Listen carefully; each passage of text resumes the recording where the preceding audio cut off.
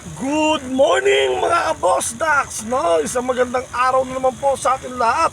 At isang mapagpalang araw na naman po sa atin lahat, no? Ako pala si Boss Dax, no? Kaya galing po pala ako ng Batangas, no? Kauwi ko lang po, no? Puyat-puyat pa, pero sa awa ng Diyos at abag ng Diyos sa pag-iingat niya sa aking trabaho, talaga naman iningatan niya ako, no? Mga Boss Dax, may bibigay lang ako sa inyo na pampatibay na at lakas ng loob, no? Minsan sa ating buhay, nakakapag-isip tayo kung ano ba yung maganda at mabuti na para sa atin, no?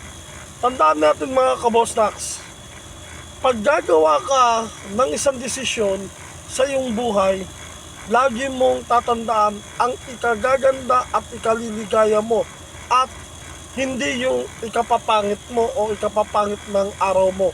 Dapat kung ikaw ay magdidesisyon, no, sa pagising mo sa umaga, we bless, no, pagising sa pagtulog mo sa gabi, we bless. Hindi yung napipilitan ka matulog, napipilitan ka magising, no, pag nakikita mo yung bagay na hindi mo gusto, no, dahil yun yung choice na pagkakamali mo. Pero may pagkakataon pa, kapatid, no, kung nagkamali ka minsan, pwede mo tong ituwid, no, mamili ka ng bagay na ikasasaya mo araw-araw. At yun yung magiging tagumpay mo sa bawat araw. Hanggang dito na lang mga ka-Boss Dax. Bye-bye!